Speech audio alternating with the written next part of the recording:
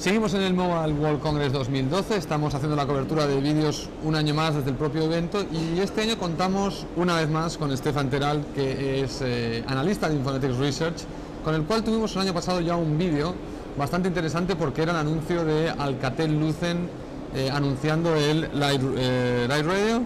That was last year. Last year, yeah, it was fast. Y bueno, Stephen hizo una serie de proyecciones sobre cómo impactaría esta infraestructura de Alcatel-Lucent sobre sus operaciones, que en ese momento no estaban yendo demasiado bien. Y bueno, este año pues hemos querido volver a traer un poco para repasar qué ha pasado con Alcatel-Lucent y lightRadio durante este año, que ha pasado muy rápido, y a la vez vamos a intentar hablar sobre el resto de proveedores de infraestructura, lo vamos a hacer en inglés, para que nos comente su proyección para el próximo año, porque dado que acertó con Alcatel-Lucent, vamos a ver si también acierta para el 2013, que es un año, por ser 13, maldito.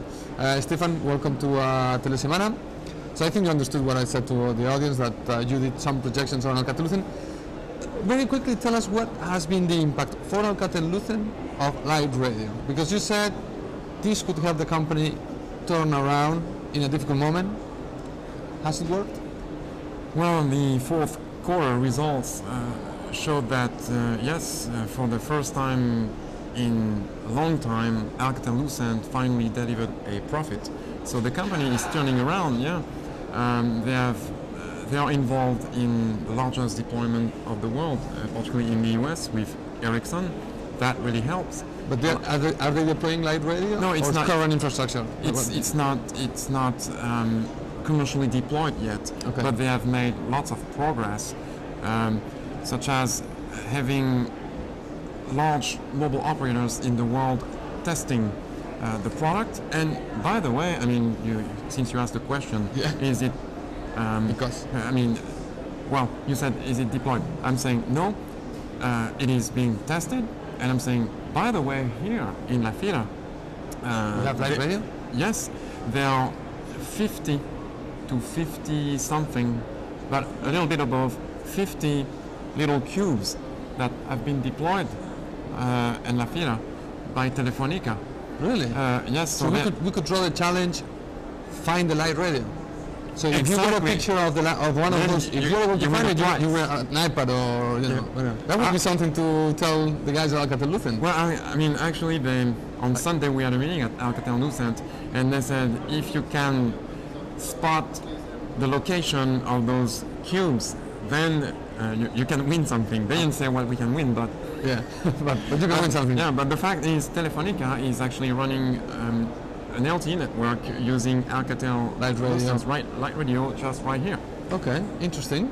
Okay. So you see, I mean, it's there. So yeah. Because last year it sounded like science fiction. It sounded like for a lot of people. Yes, it did last year. Even when they brought to our booth and we touched it, it was like, we cannot go like from something like this to something. I mean, it's strange. So okay, so you're saying it's being deployed. It's being trialed around the world. Yes, yeah. Actually, we had a Latin American operator announcing they will be deploying that, which I thought it was surprising, but good overall. Well, in fact, so interesting you say surprising. Maybe you said that because Alcatel-Lucent was not known or perceived as a strong player in Latin America. Yeah. This is correct. But now they are making some serious inroads with the América Móvil account, and there is that trial here with Telefonica. That is a sign that eventually Telefonica might move that to Latin America, and then you have the two largest mobile operators in Latin America. They are controlling more than 75% of the subscriber base in Latin America. So that would be a huge foray for Alcatel-Lucent. So you see, they have serious traction. Okay, so we found that the breakthrough that they brought is paying off, which is not always the case. Sometimes we see breakthroughs that don't go anywhere. Yes. Mm-hmm. So in this case, there was a risk that could happen, especially because other manufacturers have said in the past, and I think even after the announcement, especially after the announcement, that the market was not ready to go that small. Yes. And so, we had these two philosophies, no? The guys saying, no, lightRadio has a market, and other guys, important guys in the market, saying, no, operators are not ready yet. So, given that Alcatel-Lucent is proven that the breakthrough is paying off, do you expect now this year a rush? Because Nokia Siemens has announced the Flexi Zone. Well, yeah, So go ahead and tell me what's the mechanic from now on. Well, everyone is trying to get a base station smaller and smaller to address the issue of not having the opportunity to add new sites anymore. Yeah. In most parts of the world, for environmental issues, it's totally prohibited to add new sites. So you're going to have to work with the existing sites and eventually find other places, additional places, as opposed to a site for a big base station and a big antenna, to plug new base stations. And that's why you have that miniaturization of base stations going on. So this year, actually, on that same topic, you have the Atom cell at Huawei. That is very small, yeah, and looking like an atom, actually, the way they packaged it. And this is an active antenna, but you can argue, I mean, Alcatel-Lucent is an active antenna as well. You can clearly see that they set up the trend. Alcatel-Lucent set up the trend of getting really serious about squeezing as much as you can in a very small piece of hardware to play the role of a base station. So this is a new trend, and now there is traction from the service providers, and this is the beginning of a new era. Okay, so we can conclude that size does matter. Yes? Okay. Yes, it does. Long and small, obviously. Yes. Okay, so let me ask you this. You know, it cannot take too long. We're still with the iPad. It cannot take too long for Huawei, ZTE, Ericsson, Nokia Siemens, whomever, to shrink the infrastructure. So how can Alcatel, because now that Alcatel-Lucent has exposed its product, the window of opportunity is probably small. I mean, because the other manufacturers are going to catch up very quickly. What can Alcatel-Lucent... Well, in fact... they have already. Yes, I mean, they caught up. There is no question. So what's next for Alcatel-Lucent then to keep differentiating itself if everybody's going small? Well, you have to remember that Alcatel-Lucent was Mr. Nobody in wireless. That's interesting, okay. That's a So basically, they came out of nowhere and became one of the top 5 wireless players, because in fact, you know, you're talking about the opportunity, but the opportunity is limited on this planet unless you go to planet Mars to equip, you know, the planet Mars with wireless communications. Why not? And this is something I'm saying. We are stuck with a flat market, basically. I'm talking about the overall mobile infrastructure market. It's flat. What you have to look at is decline of CDMA, rocky path for GSM, which declined since 2008, but is picking up some steam and then rolling, depending on cycle, procurement cycle, refresh programs. WCDMA is still growing. CDMA is disappearing. And then you have LTE taking off from nothing. Okay. So this is the dynamics of that big envelope of $50 billion. So there is no place for someone else. You know, it's packed already with 5 major equipment vendors. Yeah. And they are trying to innovate and differentiate themselves. Although, as you say, rightly, there is catch-up, but the accounts also are already set. It's interesting to see that, for example, the Chinese vendors have had hard time to penetrate the US market, which is now... but it's not their fault. Entirely. No. Yeah. I'm not. You're not judging the reasons, yes, but yeah. Political issues. No, I'm just looking at the way the vendor dynamics of that very closed environment, because you were suggesting that the others can catch up, but also, if I'm reading, you can think like when we look at other industrial segments, someone can come up, you know, out of nowhere and break through. I don't think it's possible actually in mobile infrastructure, because it is already set. And the infrastructure market is a very heavy duty job. It requires some serious capital. It's not like, you know, being in a dorm and playing, with something and ended up with Facebook. No, I could surprise you. I saw a video the other day, and I think it's real. A guy invented a painting that becomes an antenna. I don't know if you've seen that. Yeah, well, okay. Have you seen that? Yeah, but the antenna is one thing. Yeah, the base station. The base station. Yeah. But I mean, breakthroughs can. Yeah, because in the antenna field, it's actually a different world.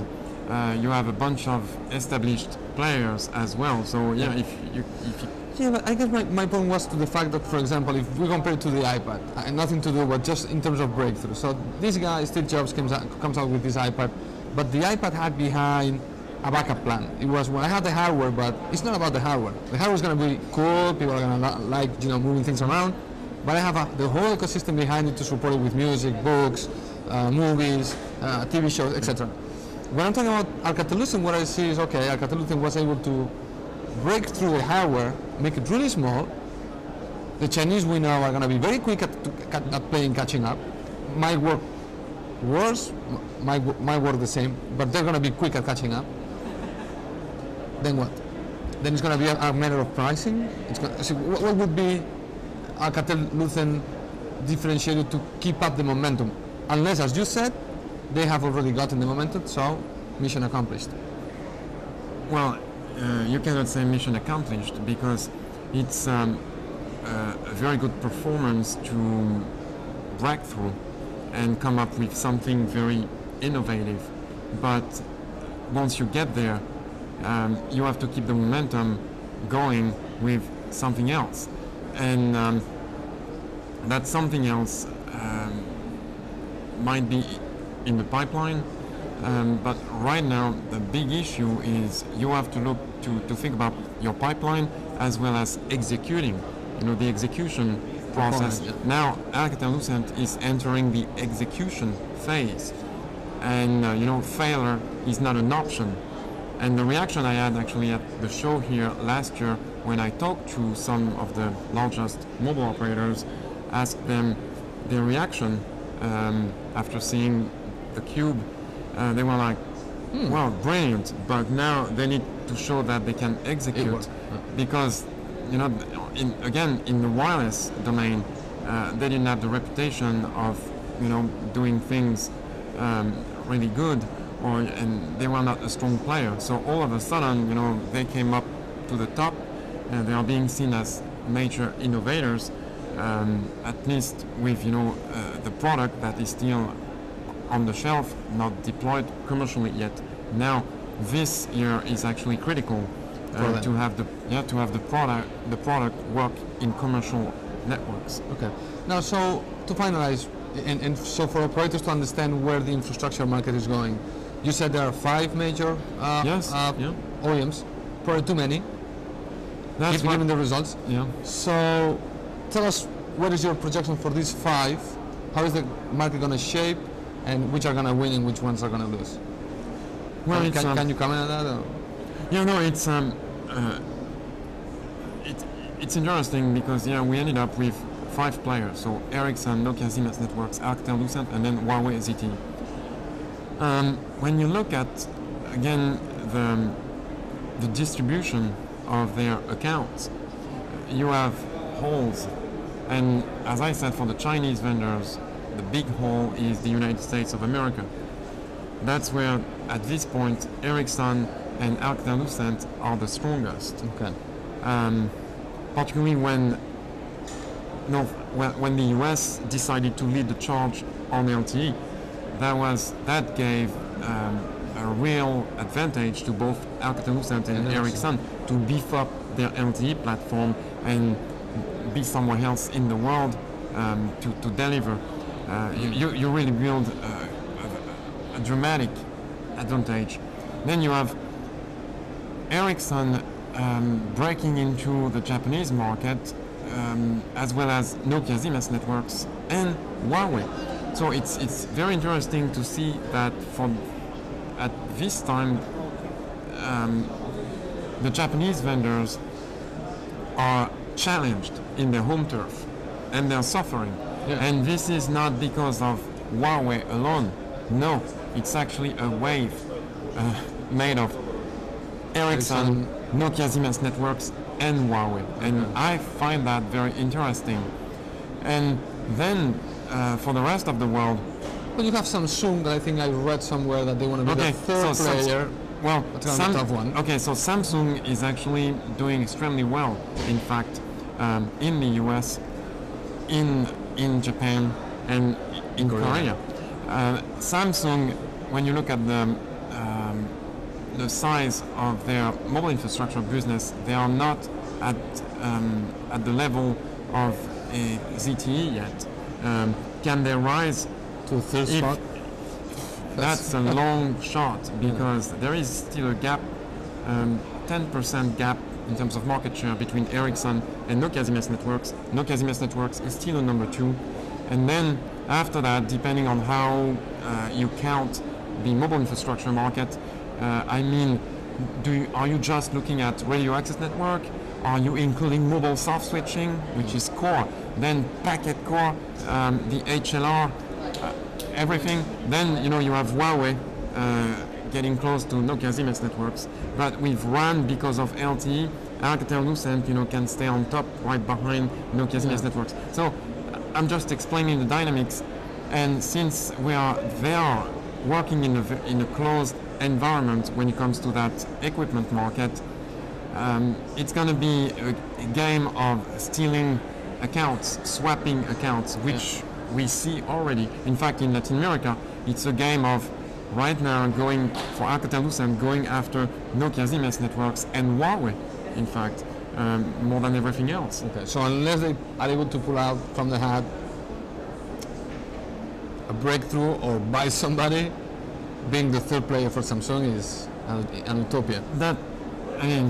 That looks very difficult. I mean, everything is possible, but that looks very difficult, knowing especially in the short term. Dynamics, or in the short term, because you have to look at macroeconomics. By the way, we are in an investment cycle that started last year, and we predict that this investment cycle will plateau around 2014. But now, looking at the acceleration of LTE deployments, it's more likely that this plateau will shift to 2013, which is just next year. Around the corner, Meaning that in 2014 and 2015 we have a new disinvestment cycle. And why is that? Because the procurement process, the bulk of procurements happened during the last disinvestment cycle between 2008 and the end of 2010. Now we are in execution phase, and it looks like the cycles, the investment cycles now are shorter, than they were before. Before we were talking about 5 years. Now it looks more like 3 years. Okay. Well, I hope our audience got an idea of where the infrastructure market is going after the breakthrough we saw last year. And if not, probably we'll have to wait and see what happens next year. Execution for Alcatel-Lucent, and perhaps we have some surprises from Samsung that might support their claim of trying to be the third, which we, as you're saying, it's a tough one. Yes. Yeah. Thank you, Stefan. You're welcome.